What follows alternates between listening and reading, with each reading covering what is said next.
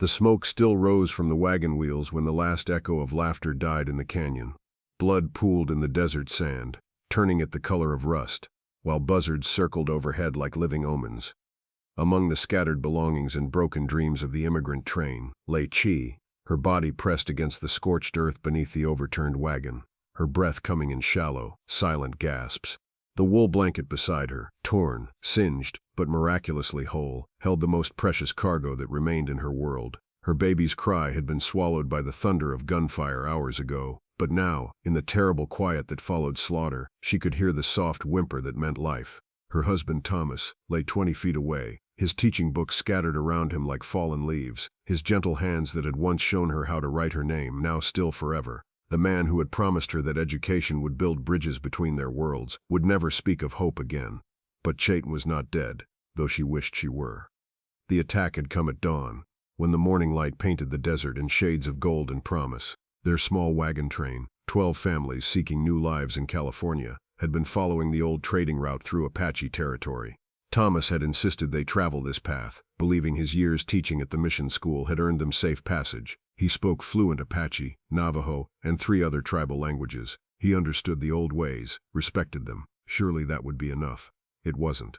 The bandits who descended upon them wore war paint, but Chait recognized the leader immediately. Jake Morrison, a white man who had learned to fight like a warrior and kill like a demon. She had seen him once before, years ago, when he was just a student at the mission school where Thomas taught. Even then, there had been something wrong in his eyes, a hunger that couldn't be fed, a rage that couldn't be cooled. Thomas had tried to reason with him, speaking in Apache, offering their meager possessions. "Jake, you know me. I taught you. We can talk about this." Morrison's response had been a bullet through Thomas's chest. Now, as darkness crept across the desert like a blessing, Chayton felt the weight of her baby's small body against her ribs. She had managed to crawl beneath the wagon when the shooting started, pulling her 6-month-old son with her. The bandits had been thorough in their looting, but careless in their killing, assuming that anyone who fell stayed down. They were wrong. Her body screamed with pain from the bullet that had grazed her shoulder and the burns from the wagon fire, but her mind was crystalline clear. She knew exactly what she had to do. The broken mirror lay just within reach, a fragment of her grandmother's vanity that had somehow survived the chaos. As her baby stirred and began to cry softly, she angled the glass toward the hills where she knew old Samuel Whitebear made his home. The Apache elder lived alone now, had done so since his grandson's death 5 years ago.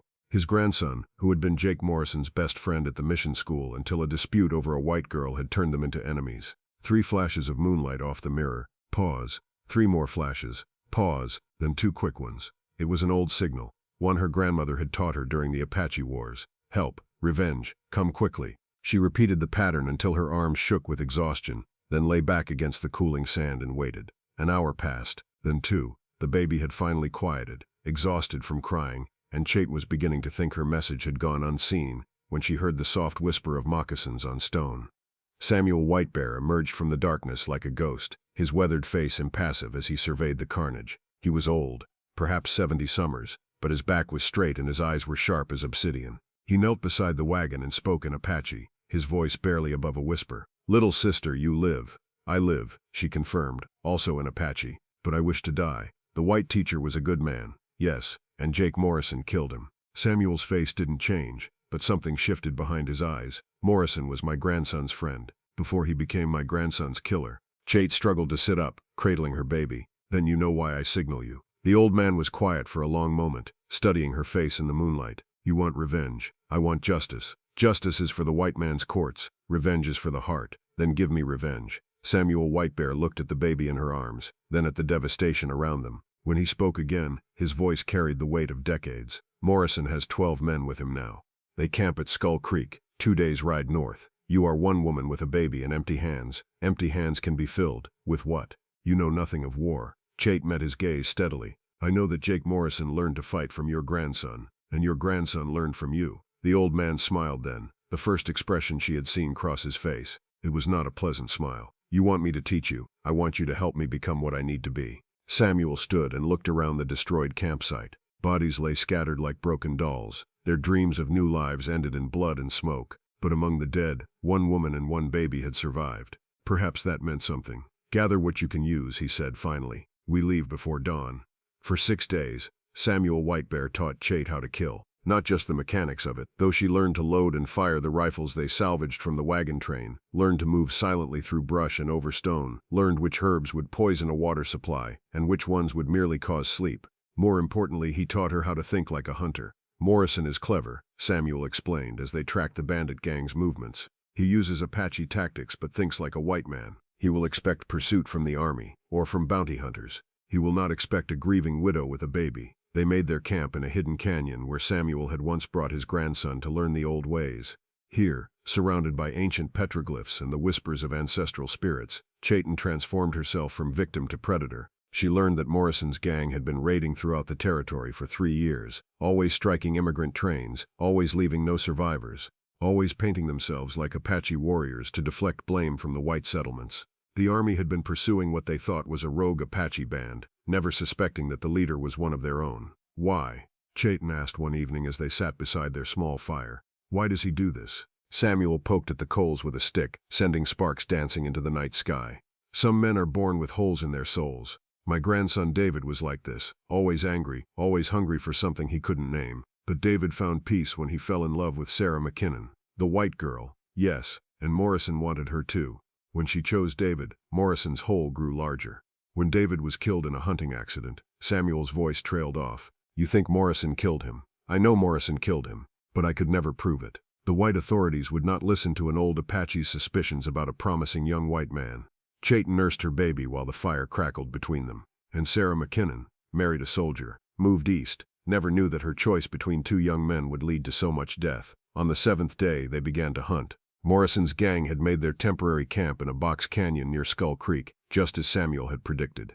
It was a defensible position with only one way in or out, surrounded by high stone walls that made it nearly impossible to attack directly. Nearly impossible. But Samuel Whitebear hadn't survived 70 years in Apache country by taking the impossible routes. There, he whispered, pointing to a narrow chimney in the rock face. Climb that and you can reach the rim.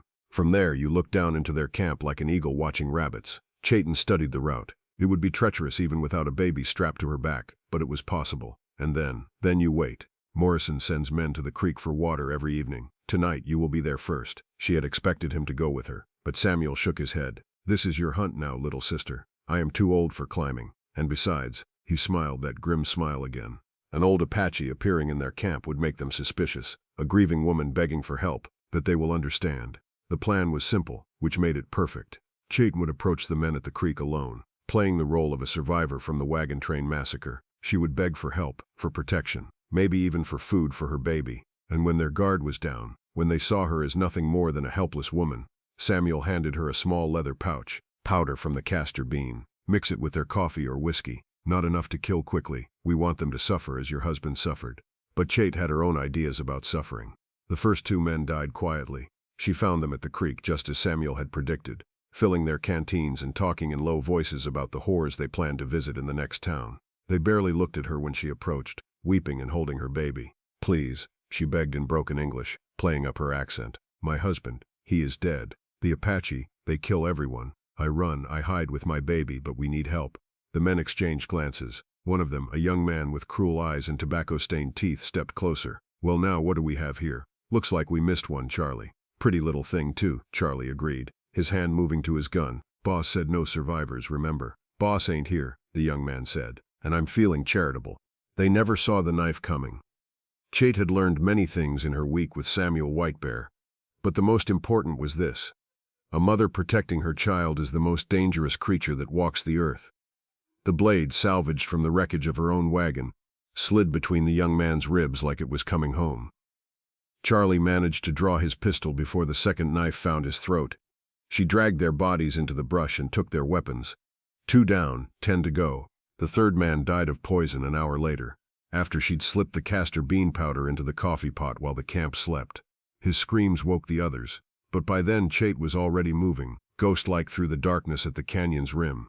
She picked them off one by one over the next 3 hours. A bullet from above that shattered a man's skull as he tried to saddle his horse. Another knife thrown from the shadows as someone went to check on his poisoned companion. A rope across the narrow path that clotheslined a bandit trying to flee the canyon in panic. By dawn, only Jake Morrison remained alive. She found him pressed against the canyon wall, his rifle clutched in white-knuckled hands, his eyes darting frantically between the bodies of his men. The confident leader who had laughed over her husband's corpse was gone, replaced by a terrified animal. "Show yourself," he screamed at the rocks above. "Come down here and face me like a man."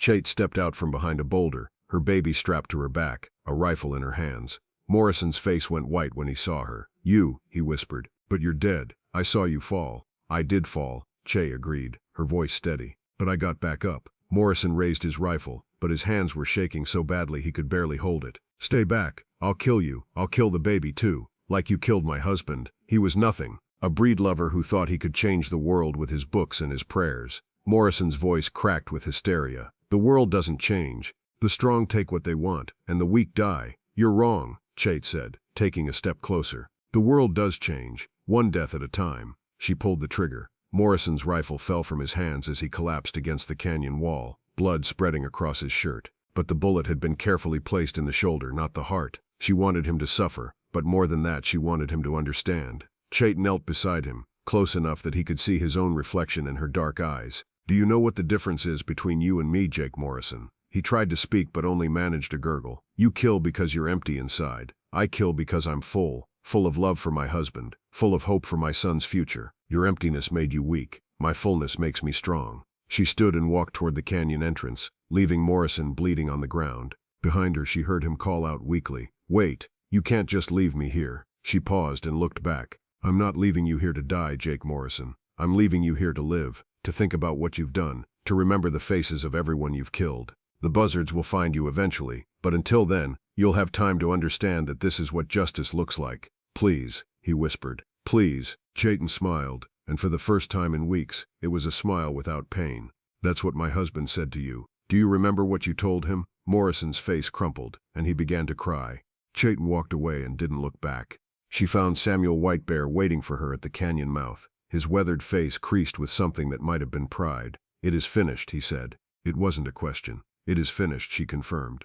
They rode together in comfortable silence until they reached the place where the wagon train had been destroyed. The bodies had been buried by passing soldiers, shallow graves marked with crude wooden crosses, but the burned wagons remained as monuments to shattered dreams. Chait stood beside her husband's grave for a long time, her baby sleeping peacefully in her arms. Samuel waited patiently, understanding that some conversations could only happen between the living and the dead. "I kept my promise," she whispered to the wooden cross. "They will never hurt anyone else." The wind through the canyon carried her words away, but also seemed to bring something back, a sense of peace she hadn't felt since that terrible morning when the shooting started. When she finally turned away from the grave, Samuel was studying her with those sharp eyes. "What will you do now, little sister?" It was a good question. She had spent the last 2 weeks focused entirely on revenge, but now that it was complete, she had to think about the future, about her son's future. "I don't know," she admitted. "I have a suggestion." She waited. "There is a mission school in Santa Fe. The priest there is a good man, Father Miguel. He knew your husband, respected his work. He would welcome a teacher who speaks Apache and English, someone who understands both worlds." Chait looked down at her sleeping son. Thomas had dreamed of building bridges between cultures, of creating understanding where there had been only hatred. His death had destroyed those dreams, but maybe they didn't have to stay dead. "A teacher," she repeated slowly. "Your husband showed you how to read and write. You could show others. Native children, Mexican children, even white children, whose parents have open minds. Education instead of violence, understanding instead of revenge." It was what Thomas would have wanted, but more than that, it was what she wanted. A way to ensure that her son grew up in a world where love was stronger than hate, where bridges were built instead of burned. "Yes," she said finally. "Yes, I think I would like that." They mounted their horses and began the long ride toward Santa Fe, toward a new life built on the foundation of the old one. Behind them, the desert wind whispered through the canyon where Jake Morrison lay dying, alone with his demons and his regrets. But ahead of them lay possibility. Epilogue. 20 years later, Che Santos. She had taken her husband's surname after his death, sat in the classroom of the mission school of Our Lady of Guadalupe, watching her students work on their letters. Native children sat beside Mexican children, who sat beside the children of white settlers. All of them learning together, all of them discovering that the things that united them were stronger than the things that divided them. Her son David, now a young man of 20, served as her assistant teacher. He had grown up hearing stories of his father's work, his mother's courage, and the power of education to change hearts. Tonight, he would leave for the territorial capital, where he would study law, not to seek revenge in courtrooms, but to ensure that justice was available to everyone, regardless of the color of their skin or the language they spoke. A young girl raised her hand, Maria Gonzalez, daughter of a Mexican rancher and an Apache woman. Senora Santos, why do some people hate others just because they're different?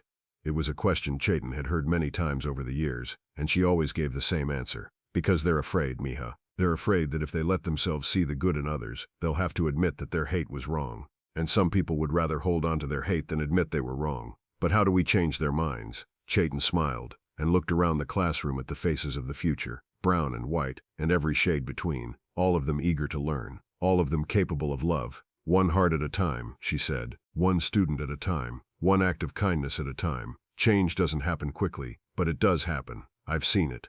As the sun set over the Santa Fe Mountains, painting the sky in shades of gold and crimson, Chayton thought about the choice she had made in that canyon 20 years ago. She could have let revenge consume her, could have spent her life hunting down every person who had ever done wrong to her people. Instead, she had chosen to build something beautiful from the ashes of her grief. Thomas had been right. Education was the key to building bridges between worlds. Love was stronger than hate, understanding more powerful than fear. It just took time, patience, and the courage to keep believing in tomorrow. That night, as she tucked her students' work into her satchel and prepared to go home, Chayton found a note that had been slipped under her classroom door. It was written in a shaky hand on expensive paper, and it made her heart stop. Mrs. Santos, you don't know me, but I know you. My name is Sarah Morrison. I was Sarah McKinnon when I was young. I've heard about your school, about the work you're doing. I want you to know that what happened to your husband was wrong. What Jake Morrison did was unforgivable. I'm writing because I'm coming to Santa Fe next month with my children. I want them to attend your school if you'll have them. I want them to learn what I never did, that love is stronger than hate, that understanding is possible, that the future doesn't have to repeat the mistakes of the past. I hope you can forgive the sins of the past enough to help shape the promise of tomorrow. With respect and hope, Sarah Morrison. Chayton read the letter 3 times, tears streaming down her face. Sarah Morrison, the white girl whose choice between 2 young men had set so much tragedy in motion, was asking for forgiveness, for redemption, for a chance to make things right. And Chayton, who had learned that true strength came not from the ability to destroy, but from the capacity to forgive, knew exactly what her answer would be. Yes, always yes. Because love transcends all boundaries, even the boundaries between past and future, between victim and perpetrator, between what was and what could be. In the end, that was the most powerful lesson she could teach, that no one is beyond redemption, no heart is beyond healing, and no bridge is too difficult to build if both sides are willing to meet in the middle. The broken mirror had shown her the path to revenge, but her heart had chosen the path to hope, and hope, as her husband had always said, was the most powerful force in any world.